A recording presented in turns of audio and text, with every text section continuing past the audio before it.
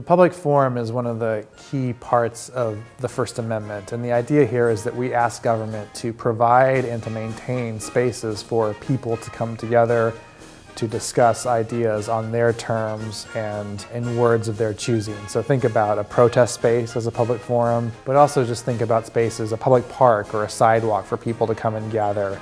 My new book is called Confident Pluralism, Surviving and Thriving Through Deep Difference. And part of what I wanted to do with this book was to identify some of the contemporary public forums that occur in private spaces or the private forums that we have to come together.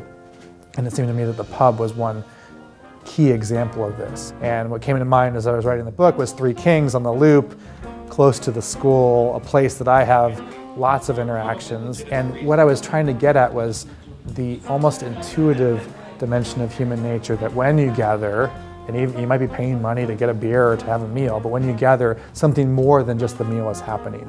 You're engaging in relationships, you're forming dialogue, sometimes across difference. And for me, all of that actually happened at a place like Three Kings. So what I did with my seminar was to hold one of the classes at the pub and to say to my students, I don't want you just reading about the experience of Three Kings, I want you to live it with me. I want us to discuss the public forum in a space like Three Kings and to see what it felt like to be there and to not only drink and eat, but also to exchange ideas. And so one of the things that I'm thinking about is how do we take more ownership in the public forum? We still will depend upon other people to provide that forum. In some cases that will be a city government, in other cases it'll be a place like Three Kings. And in the case of Three Kings, we'll still pay money to be there. We'll buy the beer, we'll buy the food, and we'll be part of it.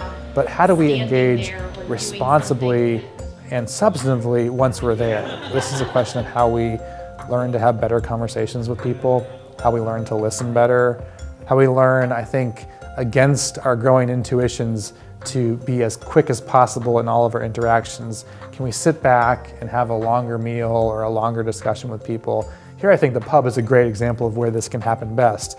As long as people are drinking in moderation and taking enough time to be with one another, you can actually get past the hour-long meal and into the hour that follows, where sometimes the better conversation actually happens.